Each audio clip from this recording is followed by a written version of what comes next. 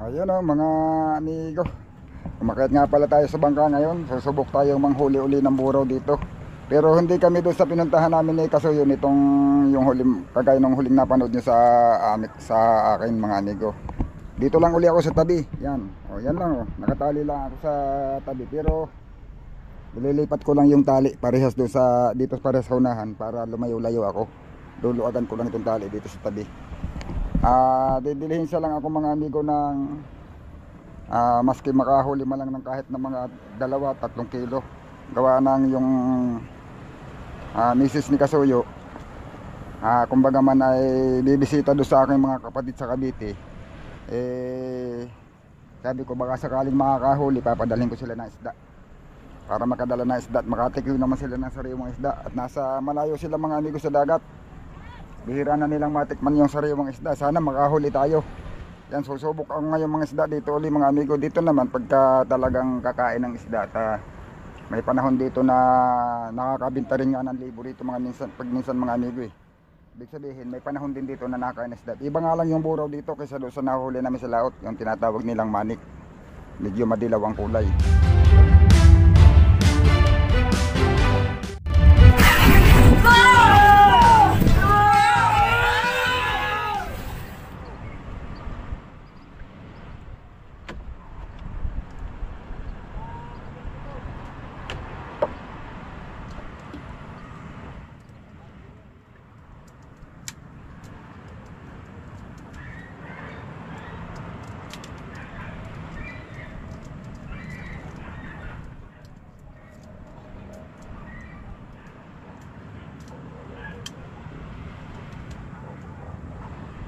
Kumabaw. Sayat na kami yun.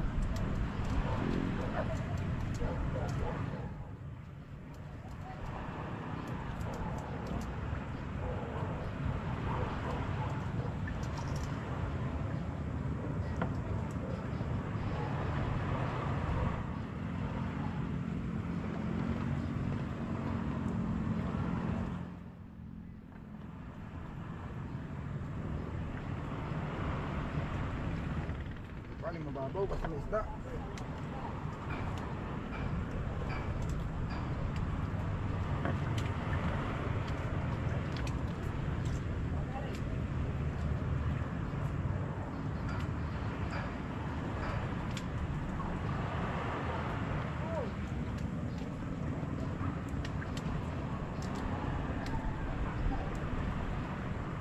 Yun mga amigo, mayroon na tayong 3 piraso.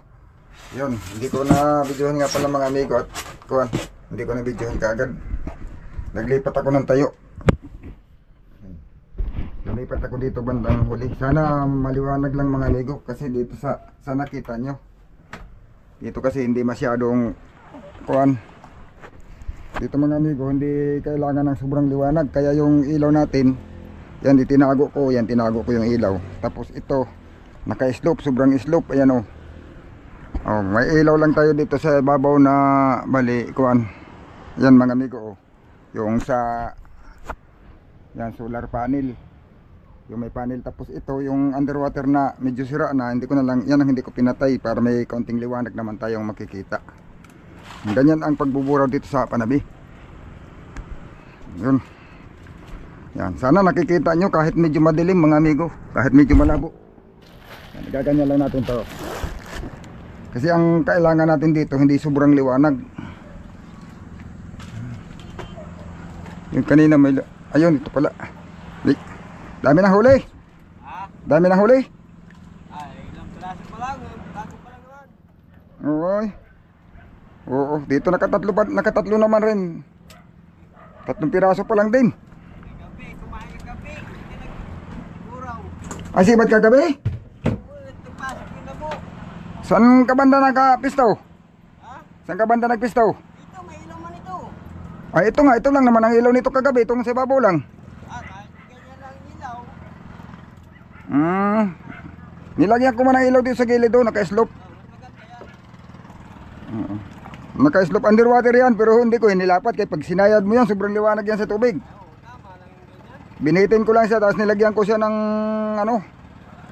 slope para yung liwanag niya tutok lang. Nakailang kilo ka kagabi dito? Ha? Nakailang kilo ka kagabi?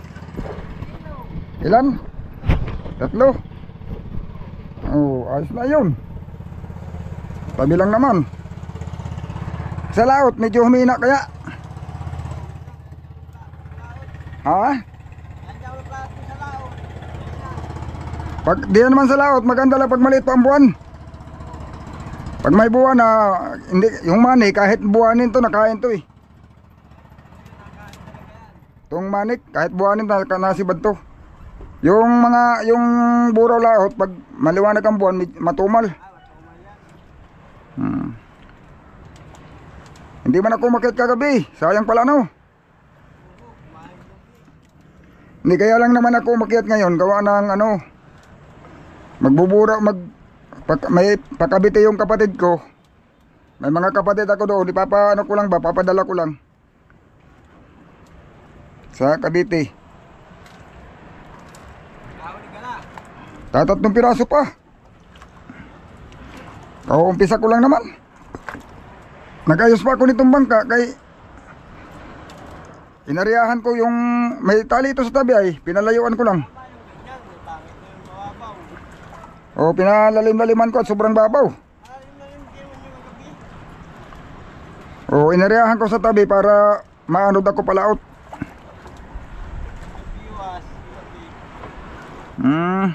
Anong oras kumain kagabi? Ganito rin, papasok din ang bagong hapon. Oo, ay madilim na ako makyat. Dapat pala yung bago palang padilim nandito na. Ay nagplaster pa ako ng bangka. Ay wala na. Pagka-plaster, pag-ari ako, kinainan ako kaagad. Paglipat ko dito, 2 sunod. Wala na, yun, hindi pa umulit uli. Bugsok lang kasi ang buro para dating-dating.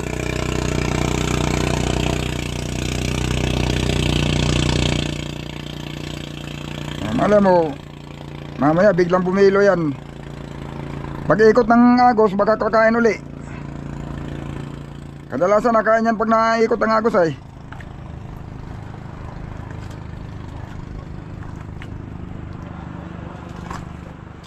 Wala pang gipaw na banlog ngayon. Maraming balog gipaw, puro yung mga bangka, gipaw lang. Halos lahat may banlog. Halos lahat. Pero hindi man ang ano ng undak. Ay hindi. Ipon. Hipon ang kinakain ano. Dito, mabanlog dito ay. Banlugan to dito. Yun mga amigo, mayroon ang kumain. Mababaw ang sibad ah. Mababaw. Nasa mababaw ang isda.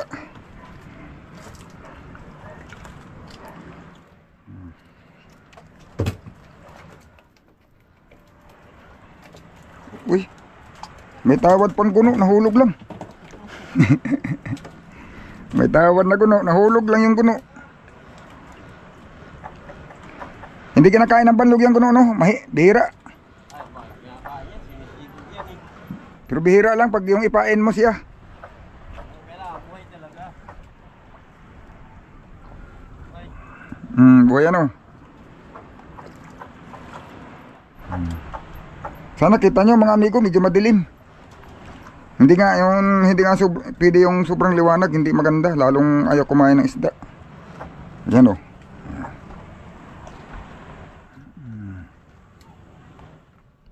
Babaw. Yun o. Mga amigo, may 5 piraso na tayo.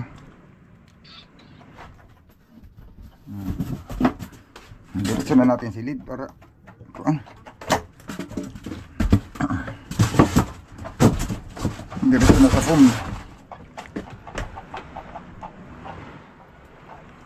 Yung kulay puti, kanina pink.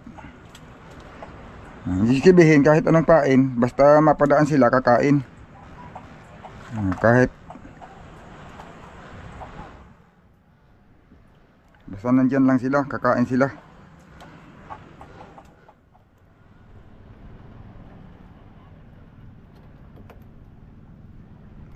Yun o.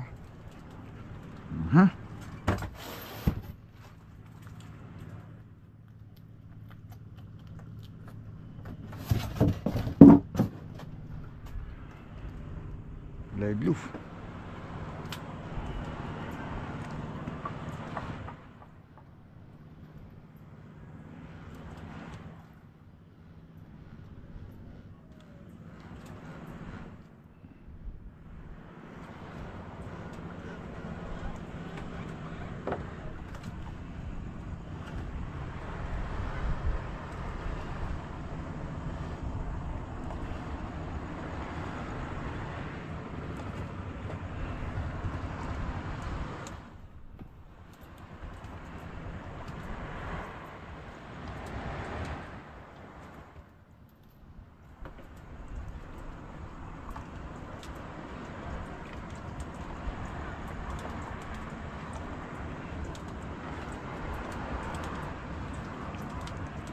May ipon din to mga amigo na tsaga-tsaga.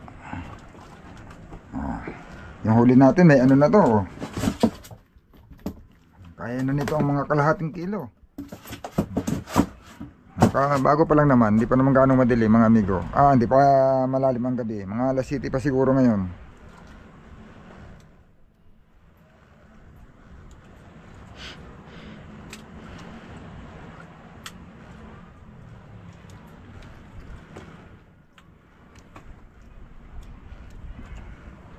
Yan o, nagawa natin ng paraan na mapaliwanag ng konti na yung dito lang sa tapat ang liwanag para makita nyo yung ating video.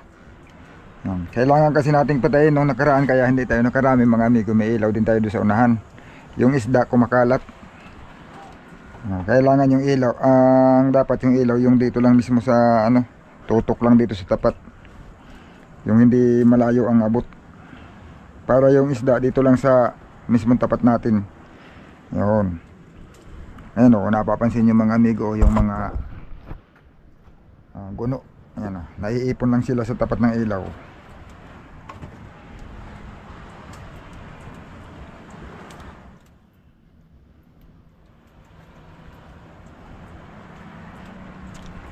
Medyo tumumal daw mga amigo yung kain ng buro doon sa pinuntahan namin ni Kasuyo. Na kuan, medyo madalang daw ang sibad ngayon. Yung lumapit kanina dito na trolley, yung sagwana na lumalapit sa atin, hindi na, may ano yun, mayroon yung bangka na di makina. Pero hindi siya lumaot doon, gawa ng medyo madalang daw ang kain ngayon. Ganyan mga amigo pag may buwan, kalahat yung buwan mahahati na yung buwan ay papunta na sa pagbilog. Pero dito mga amigo, kahit may bilog ang buwan, itong mga buraw na dito sa tabi, kumakain yan, mga manik. Sumisibad pa rin. Mga amigo, umaga na. Ayun, hindi na tayo nakapag-tuloy-tuloy na pag-video mga amigo. Wala naman halos kumakain. Yan, ito lang ang nahuli natin, no. Yan, no. Ako, logi tayo sa ilo. Parang hindi pa yata abot ng ano to, 1 kilo mga amigo. Gawin na lang. Hindi kumain yung mga bangka kagabi mga amigo na lumalapit dito, mga trolley. Kasi marami dyan lumalaot. Yung iba alas 10 umuwi na, yung iba alas 11 umuwi na. Mayroon naman din iba na bumalik pa rin ng madaling araw. Tapos ilang oras lang nawala na uli. Nagsiuwi din.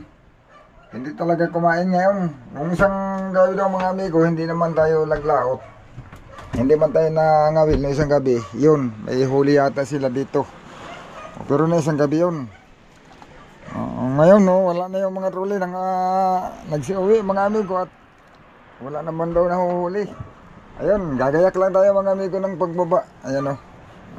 Yun o mga amigo. Ito na ako sa bahay. Hindi kumain ang buro kagabi. Yung ibang mga trolley na mga lumalapit doon sa mga bangkang may mga ilaw. Yung iba alas 10 pa lang. Yung iba hating gabi nagsisi-uwi na. Daanan-daan na at walang kumain. Yung akin namang huli mga amigo, siguro naman may 1 kilo yun. Ayun, dinagdag na lang yung aming ibang isda dito na naka-stack din sa rep. Nung misis ni Kasuyo. At nagbakasyon sila doon sa Cavite, doon sa aking ibang mga kapatid. Sabi ko kaya ako nagburaw para makatikim man lang sana sila ng sariwang isda. Ang problema mga amigo, yun lang nakahuli ko kagabi. Mabuti naman may huli pa rin. Yun. At ito yung panahon na tinitingnan ko noong mga amigo, yung bagyo nung Martes.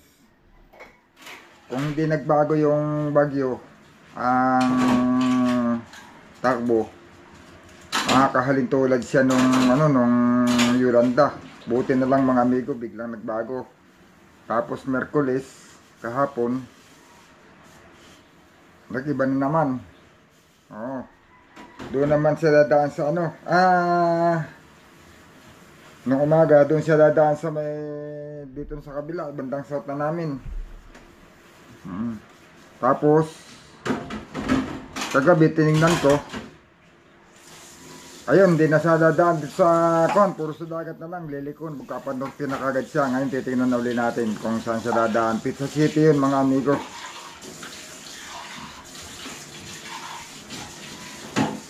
Ayan o, yan yung bagyo.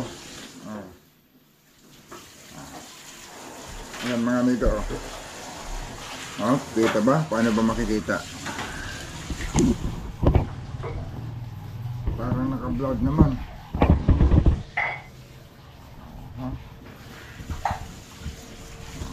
Hindi ko alam kung nakapansin nyo. Nasa may siya mga amigo. Sa may Istinang Mindanao ng Pizza Trace. Tapos yun, tagal siya hindi nagalaw hanggang inabot na Pizza 5 na andun pa rin. Yan. Istinang Surigao, pero malaot. Ayan na mga amigo.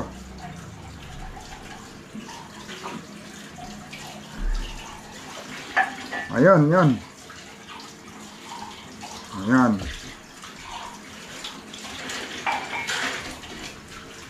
Pizza 8. Yun, medyo mahagit mga amigo yung ng diameter, yung pero konti na lang yung katanduanis ng Pizza 8.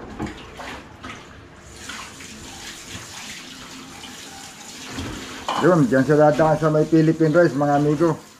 Yan, sa may Philippine Rice siya dadaan. Ito ay napakalakas, mabuti lang yun. Tapos lalampol siya ng Tugigaraw. Ayan o, Tugigaraw. Pizza Nuevi. Pizza Nuevi siya. Tugigaraw ba eksakto? Hindi naman eksakto ang Tugigaraw mga amigo. Santiago, Isabela. Gitna ng Diles at saka ng Palanan, diyan pala siya lalanpol ng Pizza Nuevi. Linggo. Yun, bantayanin to mga amigo dahil ito ay bawat araw nag-iiba yung pinapakita doon sa Windy. Ito naman mga amigo ay babala na rin ng Pag-asa. Kumbaga may napapabalita na. Pero mas mainam pa rin na tayo mismo ay nagtitingin din. Kaya may tayo ng application na Windy mga amigo. Yan o.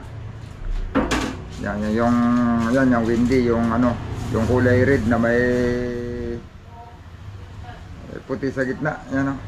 Yan.